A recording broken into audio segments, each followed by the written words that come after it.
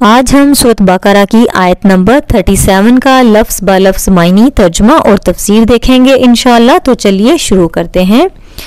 फतलक़्क़ा, फ़ा पस तलक़्क़ा, खूब सीख लिए।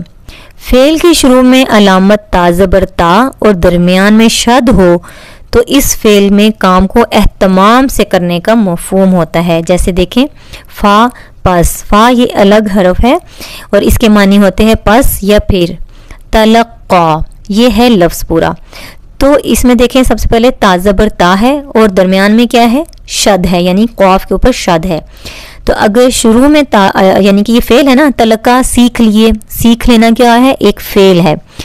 तो देखें ये फ़ेल है, तलक़्क़ा क्या है, एक फ़ेल है। तो फ़ेल की अलामत शुरू में क्या है, ता ज़बर ता और दरमियान में क्या है, शद। तो जो भी फ़ेल हो और उसके शुरू में ता ज़बर ता और दरमियान में शद हो तो इसमें काम को एहतमाम से करने का मफ़हूम होता है कि फिर खूब सीख लिए, यानी अच्छे से सीख लिए। सही है कि अच्छे से उन्होंने अच्छी तरह सीख लिए, खूब सीख लिए। तो फतलक़्क़ा फिर खूब सीख लिए, आदमु आदम ने, मिर रब्बिही अपने रब से, मिन मनी से और रब का मनी है रब और हाजिर ही इसम ज़मीर है, यानी पीछे जिस इसम की बात हो रही है उसकी तरफ इशारा करने के लिए। पीछे हज़रत आदम की बात हो रही है तो उनकी तरफ इशारा है कि उन्होंने अपने रब से ही, अपने रब से। इसम ज़मीर होता है कि जो इसम की तरफ इशारा करने के लिए हम जो भी लफ्ज़ या हरफ इस्तेमाल करते हैं वो इसम ज़मीर कहलाता है। जैसे इंग्लिश में नाउन होता है और नाउन की तरफ, नाउन क्या होता है, नाम। तो नाम की तरफ इशारा करने के लिए हम प्रोनाउन यूज़ करते हैं, यानी he, she, it, they, we, you वगैरह। तो हम पहले एक दफ़ा उसका नाम लेते हैं, किसी भी इंसान का, किसी लड़के का, लड़की का, किसी जानवर का, किसी भी चीज़ का पहले हम नाम बोलते हैं और फिर बार बार उसकी तरफ इशारा करने के लिए हम कोई ना कोई प्रोनाउन यूज़ करते हैं। इसी तरह अरबी में इसम की तरफ इशारा करने के लिए इसम ज़मीर जो है ना वो इस्तेमाल किए जाते हैं। और हाजिर ही क्या है, इसम ज़मीर, यानी पीछे जिस इसम की बात हो रही है उसकी तरफ इशारा करने के लिए। तो सीख लिए आदम ने, मिर रब्बिही अपने रब से, कलिमातिन कलमा एक होता है और कालिमातिन उसकी जमा है कलमा की, तो कालिमातिन चंद कलिमात।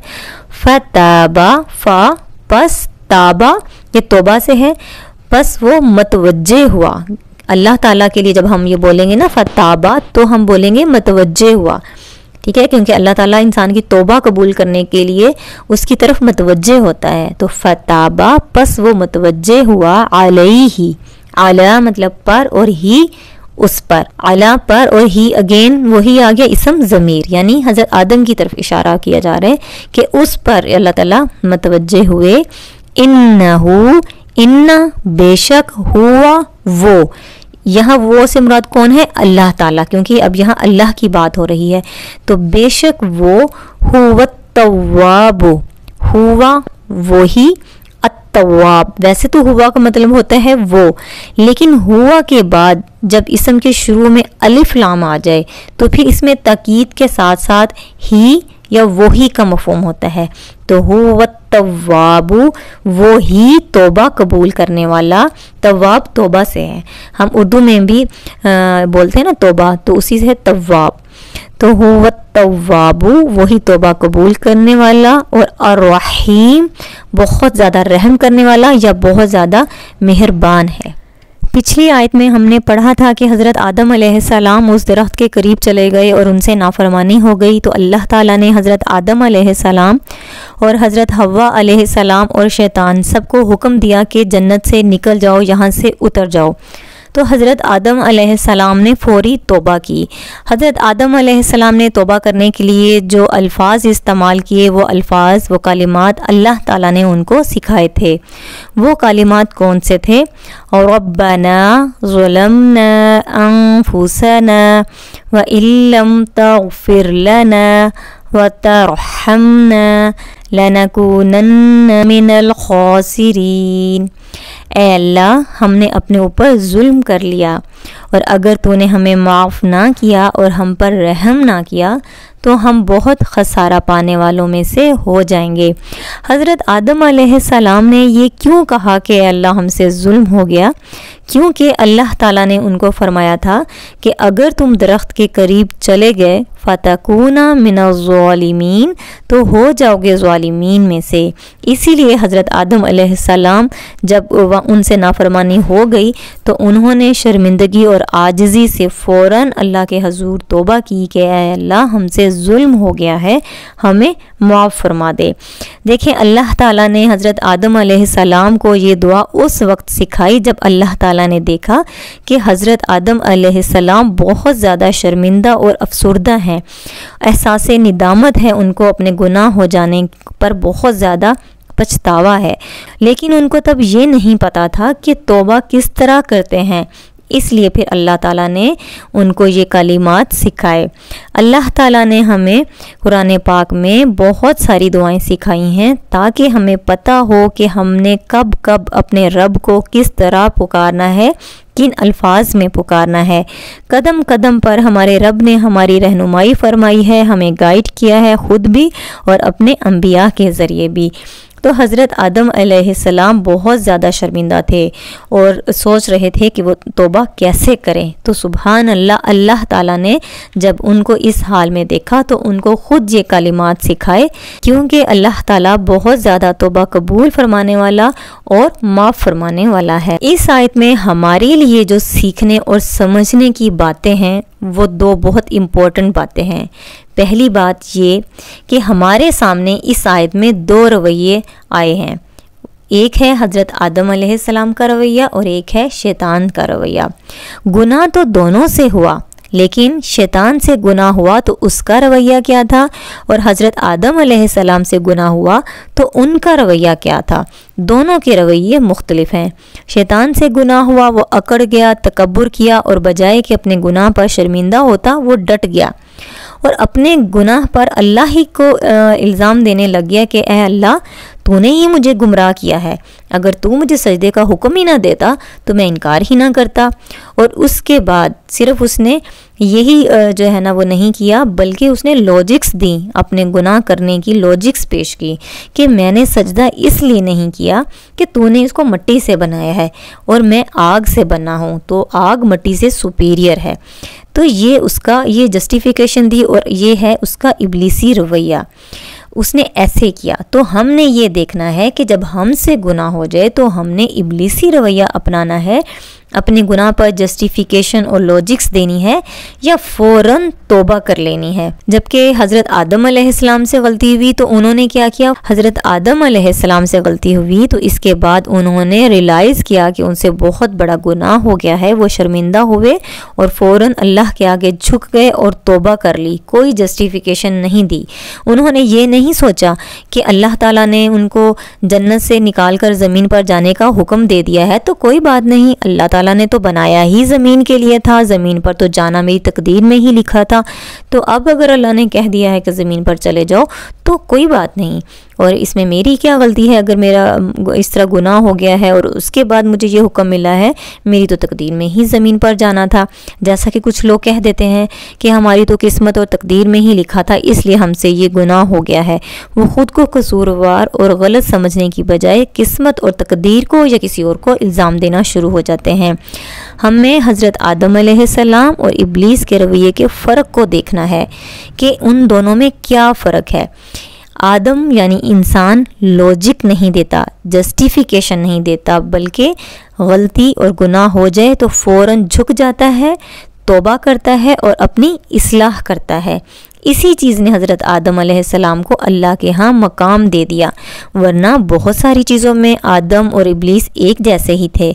दोनों को अल्लाह ने इज़्ज़त दी थी, इब्लीस को फरिश्तों में रख कर और आदम को सजदा करवा कर जन्नत में रख कर इज़्ज़त दी थी, दोनों को मकाम दिया था। और फिर दोनों से ही नाफरमानी हुई, दोनों को ही नाफरमानी के बाद चांस मिला, लेकिन एक ने चांस मिला तो तौबा कर ली और दूसरे ने जस्टिफिकेशन और लॉजिक देकर खुद गुनाह पर डटा रहा। तो हमने ये देखना है कि इन दोनों रवैयों में से हमने कौन सा रवैया अपनाना है, इब्लीस का रवैया कि गुनाह और गलती हो जाए तो उसी पर डटे रहें, या गुनाह और गलती हो जाए तो फ़ौरन तौबा करें और अपनी इस्लाह करें। तौबा कब मुकम्मल होती है और कब कबूल होती है? तौबा तब मुकम्मल और कबूल होती है कि इंसान सिर्फ ज़ुबान से ही ये इस चीज़ का इकरार ना करे कि उससे गुनाह हो गया है तो ऐ अल्लाह हमें माफ़ फरमा दे, बल्कि गुनाह हो तो दिल से शर्मिंदा हो, उसको अपने गुनाह पर पछतावा हो, वो शर्मिंदा हो और आजिज़ होकर फ़ौरन अल्लाह के आगे झुक जाए कि ऐ अल्लाह मुझे माफ़ कर दे, मैं ख़ताकार हूँ, सारी गलती मेरी ही है। वो लॉजिक्स पेश ना करे कि दिस एंड दैट, इस तरह हो गया और उस तरह हो गया, नहीं, बस अल्लाह के आगे झुक जाए कि ऐ अल्लाह मैं ही कसूरवार हूँ, मैं ही ख़ताकार हूँ, मैं शर्मिंदा हूँ, मुझे माफ़ फरमा दे, मेरे ऊपर रहम फरमा।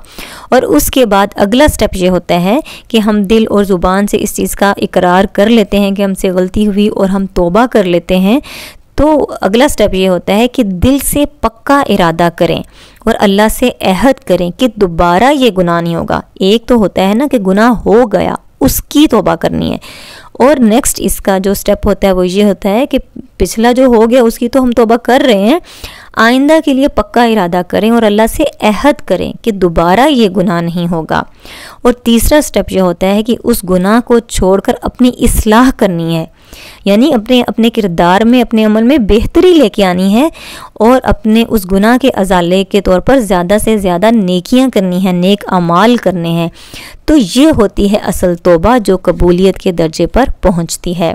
दूसरी सबसे इम्पोर्टेंट बात जो हम इस आयत से सीखते हैं, जो कि आंखें खोल देने वाली है, वो ये है कि देखें, इब्लीस ने अल्लाह का सिर्फ एक हुक्म नहीं माना और वो हमेशा के लिए मरदूद हो गया। तो सोचें, हम दिन रात अल्लाह ताला के कितने अहकामात का इनकार करते हैं, उसके ऑपोजिट चलते हैं, अपनी मर्जियां करते हैं। कभी कोई अल्लाह वाला हमें अल्लाह का हुक्म सुनाता है या हम कहीं से सुनते या पढ़ते हैं कि फ़लाँ चीज़ के बारे में अल्लाह का ये हुक्म है, फ़लाँ चीज़ के बारे में अल्लाह का ये हुक्म है, लेकिन उसके बावजूद हम वैसा नहीं करते, हम अपनी मर्ज़ी करते हैं। हम कहते हैं कि आज के दौर में तो ये नहीं हो सकता, ये तो बहुत मुश्किल है।